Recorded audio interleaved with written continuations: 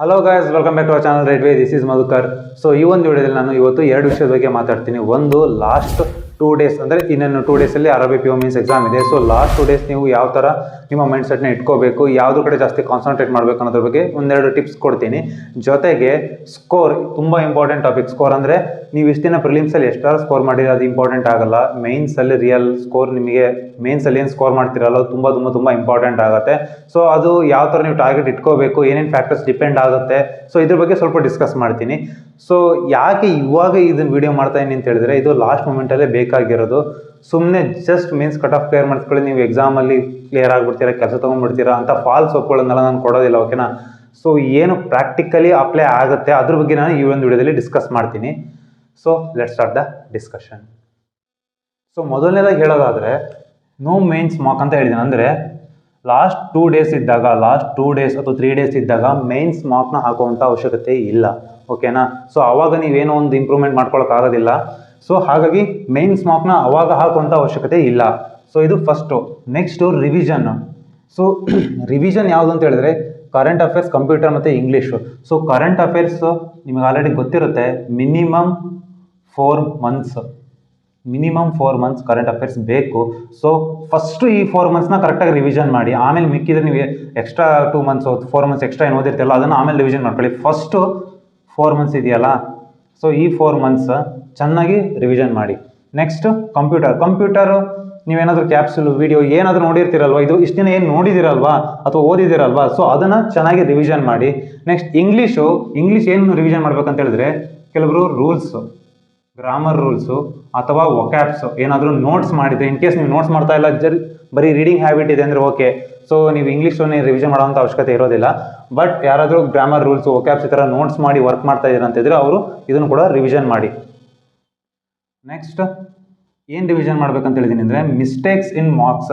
So may be ಒಂದು 8 to 10 marks ಆದರೂ ಕೊಟ್ಟಿರ್ತೀರ ಅಂತ ಅಂದ್ಕೊಂಡಿದ್ದೀನಿ. ಸೊ RRB PO ಮೇನ್ಸಿನ ಮಾರ್ಕ್ಸ್ ಏನು ಕೊಟ್ಟಿರ್ತೀರಲ್ಲ, ಎಲ್ಲ ಮಾರ್ಕ್ಸ್ನೂ ಒಂದ್ಸಲ ನೋಡಿ ಅಬ್ಸರ್ವ್ ಮಾಡಿ. ನೀವೇನು ಮಿಸ್ಟೇಕ್ ಮಾಡ್ತಾ ಇದ್ದೀರಾ ಅಂತ ಮಾರ್ಕ್ಸ್ಗಳಲ್ಲಿ ಅಬ್ಸರ್ವ್ ಮಾಡಿ. ಆ ಮಿಸ್ಟೇಕ್ಸು ಎಕ್ಸಾಮಲ್ಲಿ ರಿಪೀಟ್ ಆಗಬಾರ್ದು, ಓಕೆನಾ. ಪ್ರತಿಯೊಂದು ಮಾರ್ಕ್ ಯಾವ್ಯಾವ ಮಾರ್ಕ್ ಆಗಿದ್ರೆ ಎಲ್ಲದನ್ನು ಒಂದ್ಸಲ ಅಬ್ಸರ್ವ್ ಮಾಡಿ, ಓಕೆನಾ. ಒಂದು ಮಾರ್ಕ್ ಅಬ್ಸರ್ವ್ ಮಾಡೋದು ನಿಮಗೆ ಒಂದು 15 ಮಿನಿಟ್ಸ್ ತೊಗೋಬೋದು ಅಷ್ಟೇ. ನಾನು ಅನಲೈಸ್ ಮಾಡಿ ಸಾಲ್ವ್ ಮಾಡಿ ಅಂತ ಹೇಳ್ತಾ ಇಲ್ಲ. ಏನು ಮಿಸ್ಟೇಕ್ ಮಾಡಿದ್ದೀರಾ, ಯಾವುದ್ರಲ್ಲಿ ಎಷ್ಟು ಟೈಮ್ ವೇಸ್ಟ್ ಮಾಡಿದ್ದೀರಾ, ಸೊ ಅದನ್ನು ಚೆನ್ನಾಗಿ ಅನಲೈಸ್ ಮಾಡಿ. ಸೊ ಅನಲೈಸ್ ಮಾಡಿಕೊಂಡು ಹೌದು ಈ ಥರ ಬಂದರೆ ನಾನು ಎಕ್ಸಾಮಲ್ಲಿ ಈ ಮಿಸ್ಟೇಕ್ನ ಮಾಡಬಾರ್ದು ಅನ್ನೋ ತುಂಬ ಇಂಪಾರ್ಟೆಂಟ್ ಆಗುತ್ತೆ. ಸೊ ಈ ಮಿಸ್ಟೇಕ್ನ ರಿವಿಷನ್ ಮಾಡ್ಕೊಳ್ಳಿ, ಓಕೆನಾ. ಎಲ್ಲೆಲ್ಲಿ ಯಾವ ಥರ ಮಿಸ್ಟೇಕ್ ಮಾಡ್ತಾ ಇರೋ ಅದನ್ನು ಚೆನ್ನಾಗಿ ಅಬ್ಸರ್ವ್ ಮಾಡ್ಕೊಳ್ಳಿ. ನೆಕ್ಸ್ಟ್ ಥರ್ಡ್ ಬಂದ್ಬಿಟ್ಟು ಪಾಸಿಟಿವ್ ಮೈಂಡ್ಸೆಟ್ ಅಂತ ಹೇಳಿದರೆ, ಎಕ್ಸಾಮ್ ಹತ್ತಿರ ಆದಂಗೂ ಫಿಯರ್ ಜಾಸ್ತಿ ಇರುತ್ತೆ. ಅಥವಾ ಯಾರೋ ಬಂದು ಮಾರ್ಕು ಗ್ರೂಪಲ್ಲೋ ಏನೋ ಒಂದು 90% 100% ಬಂದುಬಿಟ್ಟಿದೆ ಅಂತ ಹಾಕ್ಬಿಡ್ತಾನೆ, ಅದನ್ನೆಲ್ಲ ನಂಬಕ್ಕೆ ಹೋಗ್ಬೇಡಿ, ಓಕೆನಾ. ಸೊ ಅಂದರೆ ಅವ್ರ ಟ್ಯಾಲೆಂಟ್ ಆಗಿರ್ಬೋದು, ಸೊ ಹಾಗಂತ ನಿಮಗೆ ಜಾಬ್ ಆಗಲ್ಲ ಅಥವಾ ನಿಮ್ಮ ಸ್ಕೋರ್ ಚೆನ್ನಾಗಾಗಲ್ಲ ಅಂತ ನೀವು ಫಿಯರ್ ಆಗೋಂಥ ಅವಶ್ಯಕತೆ ಇಲ್ಲ, ಓಕೆನಾ. ಮಾರ್ಕ್ಸೇ ಬೇರೆ, ರಿಯಲ್ ಎಕ್ಸಾಮೇ ಬೇರೆ ಆಗಿರುತ್ತೆ, ಓಕೆನಾ. ಸೊ ಎಲ್ಲ ಟೈಮು ನೀವು ಮಾರ್ಕ್ಸಲ್ಲಿ ಸ್ಕೋರ್ ಆಗಿಲ್ಲ ಅಂದ್ಕೊಳ್ಳಿ, ಎಕ್ಸಾಮಲ್ಲಿ ಸ್ಕೋರ್ ಆಗಲ್ಲ ಅಂತ ಏನಿಲ್ಲ, ಎಕ್ಸಾಮಲ್ಲೂ ಸ್ಕೋರ್ ಆಗೋ ಚಾನ್ಸಸ್ ಕೂಡ ಇರುತ್ತೆ.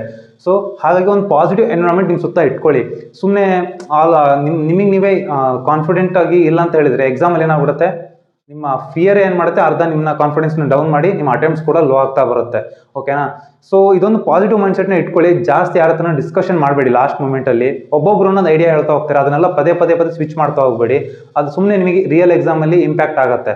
ಸೊ ಲಾಸ್ಟ್ ಮೂಮೆಂಟಲ್ಲಿ ನಿಮ್ಮ ಸ್ಟ್ರಾಟಜಿ ಆಗಿರ್ಬೋದು, ನಿಮ್ಮ ಐಡಿಯಾ, ನಿಮ್ಮ ವೇ ಆಫ್ ಅಟೆಂಪ್ಟಿಂಗ್ ಆಗಿರ್ಬೋದು, ಅದನ್ನೆಲ್ಲ ತುಂಬ ಏನು ಚೇಂಜಸ್ ಮಾಡ್ಕೊಳಕ್ಕೆ ಹೋಗ್ಬೇಡಿ. ಏನಾದ್ರು ಸಣ್ಣ ಮೈನರ್ ಚೇಂಜಸ್ ಇದ್ದರೆ ಮಾತ್ರ ಅಪ್ಲೈ ಮಾಡ್ಕೊಳ್ಳಿ. ಸುಮ್ಮನೆ ಸಿಕ್ಕೋರ್ದೆಲ್ಲ ಸಜೆಷನ್ ತೊಗೊಂಡು ಅದನ್ನು ಇಂಪ್ಲಿಮೆಂಟ್ ಮಾಡೋಕ್ಕೆ ಹೋಗಬೇಡಿ. ಅದು ಎಕ್ಸಾಮಲ್ಲಿ ವರ್ಕೌಟ್ ಆಗೋದಿಲ್ಲ ಅಷ್ಟೊಂದು, ಓಕೆನಾ. ನೀವೇನು ಫಾಲೋ ಮಾಡ್ತಾ ಬಂದಿದ್ದೀರಲ್ವ ಅದನ್ನೇ ಕರೆಕ್ಟಾಗಿ ನೀವು ಇಂಪ್ಲಿಮೆಂಟ್ ಮಾಡಿದರೆ ಅಲ್ಲಿ ನೀವು ಸಕ್ಸಸ್ ಕಾಣ್ಬೋದು, ಓಕೆ. ಸೊ ಇದಿಷ್ಟು ಲಾಸ್ಟ್ ಮೂಮೆಂಟ್ನ ಟಿಪ್ಸ್ ಆಗಿತ್ತು. ಬಟ್ ಸ್ಕೋರ್ ಬಗ್ಗೆ ಇವಾಗ ಮಾತಾಡೋದಾದರೆ, ಸ್ಕೋರ್ ನಾನು ಸಬ್ಜೆಕ್ಟ್ ವೈಸ್ ಮಾತಾಡ್ತೀನಿ.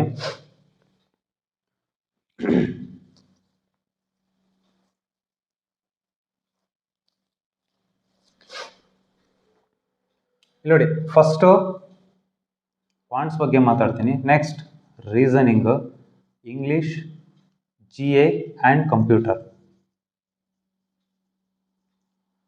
ಫಸ್ಟ್ ಇದಿಷ್ಟು ನಾನು 3 times RRB PO ಮೇನ್ಸ್ ಬರ್ದಿದ್ದೀನಿ, ಓಕೆ. ಆ ಒಂದು ಎಕ್ಸ್ಪೀರಿಯನ್ಸ್ ಮೇಲೆ ಹೇಳೋದಾದರೆ ಪೇಪರ್ ಯಾವ ಥರ ಇರುತ್ತೆ ಅಂದರೆ, ಸೊ ಇಲ್ಲಿ ನೋಡಿ 25, 50, 25 ಅಂದರೆ ಈ 25 ಇದೆಯಲ್ಲ, ನಾನು ಮೇನ್ಸ್ ಲೆವೆಲ್ ಮಾತಾಡ್ತಾ ಇರೋದು, ಇದನ್ನು ಪ್ರಿಲಿಮ್ಸಿಗೆ ಕಂಪೇರ್ ಮಾಡಬೇಡಿ. ಮೇನ್ಸ್ ಲೆವೆಲಲ್ಲಿ 25% ಈಸಿ ಲೆವೆಲ್ ಇರುತ್ತೆ ಪೇಪರು, 50% ಮಾಡ್ರೇಟ್ ಇರುತ್ತೆ, ಇನ್ನು 25% ಮಾಡ್ರೇಟ್ ಟು ಟಫ್, ಓಕೆನಾ, ಅಥವಾ ಹಾರ್ಡ್, ಮಾಡ್ರೇಟ್ ಟು ಹಾರ್ಡ್ ಲೆವೆಲಲ್ಲಿ ಇರುತ್ತೆ. ಸೊ ಹೀಗೆ ಪೇಪರ್ ಡಿವೈಡ್ ಆಗಿರುತ್ತೆ. ಸೊ 25% ಅಂದರೆ 40 ಕ್ವಶನ್ಸಲ್ಲಿ 10, ಇದು 20, ಇದು 10, ಓಕೆನಾ. ಸೊ ಇಲ್ಲಿ ಏನಾಗುತ್ತೆ ಅಂತ ಹೇಳಿದ್ರೆ, ನೀವು ಇಂಪಾರ್ಟೆಂಟ್ ಆಗಿ ಕ್ವಶನ್ನ ಪೇಪರ್ನ ಕಂಪ್ಲೀಟಾಗಿ ರೀಡ್ ಮಾಡಬೇಕು. ಫಸ್ಟು 2 ಮಿನಿಟ್ಸ್ ಸಾಕು.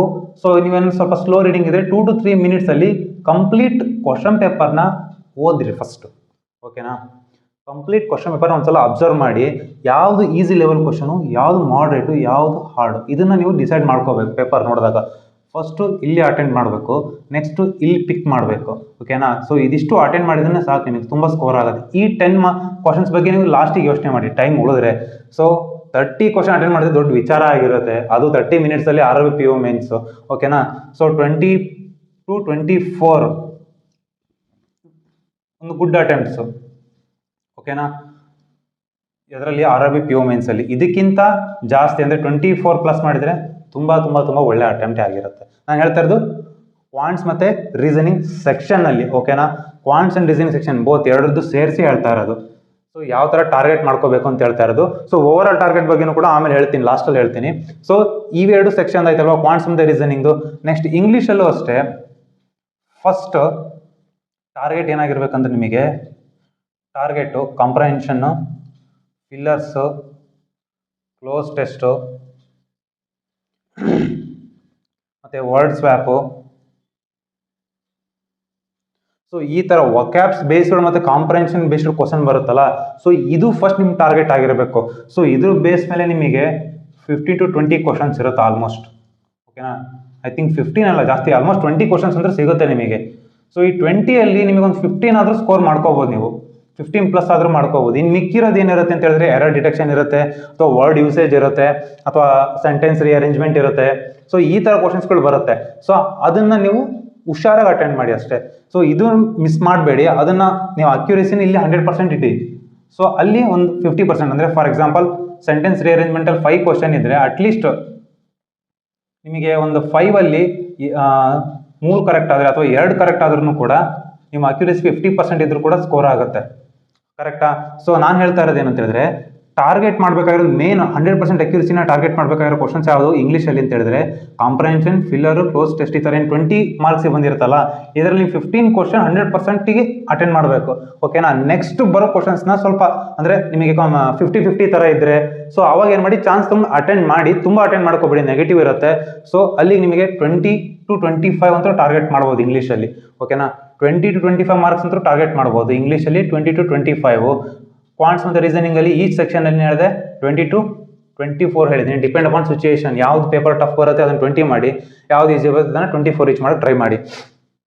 ಸೊ ಇಂಗ್ಲೀಷು, ಕ್ವಾಂಟ್ಸ್ ಮತ್ತು ರೀಸನಿಂಗಿಗೆ ಒಂದು ಐಡಿಯಾ ಕೊಟ್ಟಿದ್ದೀನಿ. ನೆಕ್ಸ್ಟ್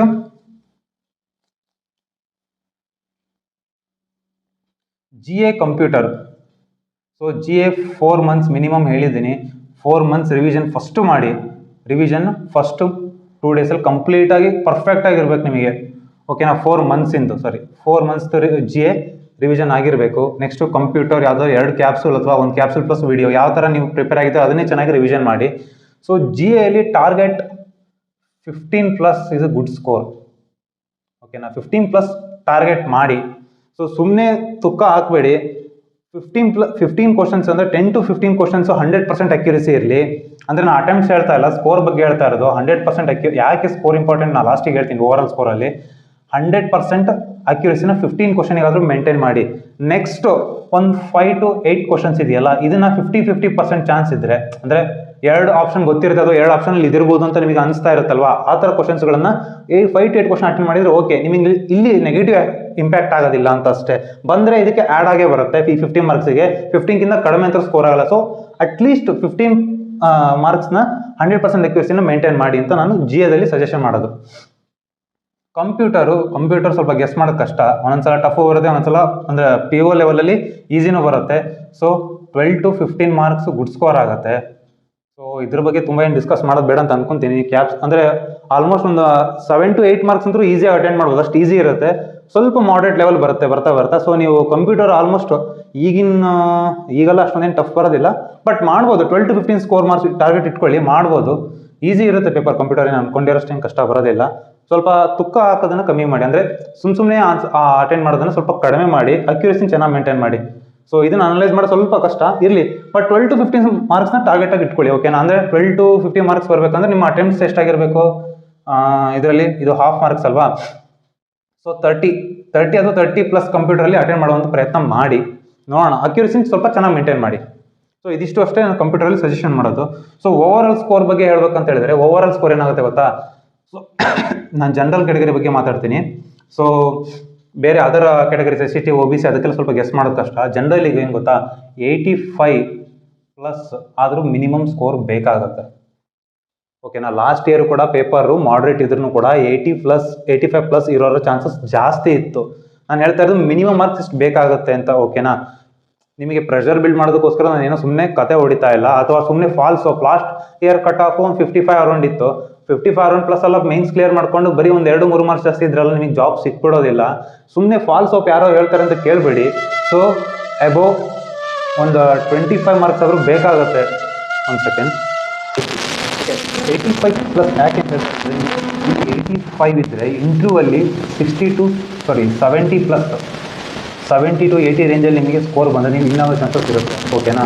ಸೊ ಅದೇ ಥರ ಅಂದರೆ ನಿಮ್ಮ ಮೇನ್ ಸ್ಕೋರ್ ಇರುತ್ತಲ್ಲ, ಮೇನ್ ಸ್ಕೋರ್ ಇನ್ಕ್ರೀಸ್ ಆದಷ್ಟು ಇಂಟರ್ವ್ಯೂವಲ್ಲಿ ಸ್ವಲ್ಪ ವೇರಿ ಆಗಿದೆ. ಅಂದರೆ ಅವರೇಜ್ ಸ್ಕೋರ್, ಇಂಟರ್ವ್ಯೂವಲ್ಲಿ ಅವರೇಜ್ ಸ್ಕೋರ್ ಸಿಕ್ಕರೂ ಕೂಡ ನೀವು ಮೇನ್ಸಲ್ಲಿ ಜಾಸ್ತಿ ಸ್ಕೋರ್ ಇಟ್ಕೊಂಡ್ರೆ ಸೆಲೆಕ್ಷನ್ ಆಗುವಂಥ ಚಾನ್ಸಸ್ಸು ಜಾಸ್ತಿ ಇರುತ್ತೆ. ಸೊ ಅದಕ್ಕೋಸ್ಕರ ಹೇಳ್ತಾ ಇರೋದು 85 ಜನರಲ್ ಕ್ಯಾಟಗರಿಯವರು 85+ ಟಾರ್ಗೆಟ್ ಮಾಡಿ, ಓಕೆನಾ. 80% ಟಾರ್ಗೆಟ್ ಮಾಡಿ. ಸೊ ಬೇರೆ ಕ್ಯಾಟಗರಿಯನ್ನು ಕೇಳಿದರೆ 5 ಮಾರ್ಕ್ಸ್ನ ಕಮ್ಮಿ ಮಾಡ್ತಾ ಬನ್ನಿ. ಅಂದರೆ EWS ಅವರು 80 ಟಾರ್ಗೆಟ್ ಮಾಡಿ.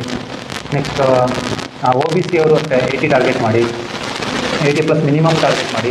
SC ST ಅವರಿಗೆ 70 to 75 SC ST ಅವರು 70 to 75, OBC ಅವರು ಒಂದು 80+ ಮಿನಿಮಮ್ ಟಾರ್ಗೆಟ್ ಮಾಡಿ. ಜನರಲ್ ಅವರು 85. ಸೊ 85ಗಿಂತ 90 ಅಂದ್ರೂ ತಪ್ಪಾಗಲ್ಲ. ಸೊ 85 to 90 ಮಿನಿಮಮ್ ಸ್ಕೋರ್ ತೆಗಿಲೇಬೇಕಾಗುತ್ತೆ. ಯಾಕೆಂದರೆ ನಿಮಗೆ ಇಂಟರ್ವ್ಯೂವಲ್ಲಿ ಇಷ್ಟು ಸಿಕ್ಕರೆ 70 to 80 ಸಿಕ್ಕರೆ ನೀವು ಸೆಲೆಕ್ಷನ್ ಆಗುವಂಥ ಚಾನ್ಸಸ್ ಇರುತ್ತೆ. ಸೊ ಎಲ್ಲರಿಗೂ ಏನು ಇಂಟರ್ವ್ಯೂವಲ್ 90+ ಸಿಗುತ್ತೆ ಅನ್ನೋ ಗ್ಯಾರಂಟಿ ಇರಲ್ಲ ಅಲ್ವಾ. ಸೊ ಯಾವಾಗಲೂ ನಾವು ಅವರೇಜ್ನ ಕನ್ಸಿಡರ್ ಮಾಡಬೇಕು. ತೀರಾ ಲೋನು ಕೊಡೋದಿಲ್ಲ, ಬಟ್ ಅವರೇಜ್ ಮಾರ್ಕ್ಸ್ನ ಕನ್ಸಿಡರ್ ಮಾಡಿದಾಗ ನಮಗೆ ಮೇನ್ಸಲ್ಲಿ ಇಷ್ಟು ಬೇಕಾಗುತ್ತೆ. ಸೊ ಇದು ಆ್ಯಕ್ಚುಲಾಗಿ ನಡೆಯೋದು, ಓಕೆನಾ. ಸುಮ್ಮನೆ ನೀವು ಮೇನ್ಸ್ ಲಾಸ್ಟ್ ಇಯರ್ 55 ಇತ್ತು ಅಂತ ಹೇಳಿ ಒಂದು 56, 70 ಅಥವಾ 60 ಟಾರ್ಗೆಟ್ ಮಾಡಿಟ್ಟು ಸ್ಕೋರ್ ಮಾಡ್ಕೊಳೋ ಥರ ನೀವು ಅಟೆಂಡ್ ಮಾಡಿ ಬಂದರೆ ಉಪಯೋಗನೇ ಇಲ್ಲ. ಅದು ಮೇನ್ಸ್ ಎಕ್ಸಾಮ್ ಕ್ಲಿಯರ್ ಆಗಿರುತ್ತೆ. ಇಂಟರ್ವ್ಯೂ ನಿಮಗೆ 100 ಕೊಟ್ಟರು ನೀವು ಕ್ಲಿಯರ್ ಮಾಡೋದು ತುಂಬ ಕಡಿಮೆ ಇರುತ್ತೆ. ಸೊ ಇದಿಷ್ಟು ಈ ವಿಡಿಯೋದಲ್ಲಿ ನನಗೆ ತಿಳಿಸ್ಕೊಡ್ಬೇಕಂತ ಅಂದ್ಕೊಂಡಿದ್ದು. ವಿಡಿಯೋ ಇಷ್ಟ ಲೈಕ್ ಮಾಡಿ, ಶೇರ್ ಮಾಡಿ, ಹಾಗೆ ನಮ್ಮ ಚಾನಲ್ ಹೊಸಬರಾಗಿ ಸಬ್ಸ್ಕ್ರೈಬ್ ಆಗೋದು ಮಾತ್ರ ಮರಿಬೇಡಿ. ಸೊ ಹೀಗೆ ಕನ್ನಡ ಗಣಿನ ಸಪೋರ್ಟ್ ಮಾಡ್ತಾರೆ ಅಂತ ಹೇಳಿ ಸಿಗೋಣ ನೆಕ್ಸ್ಟ್ ವಿಡಿಯೋದಲ್ಲಿ.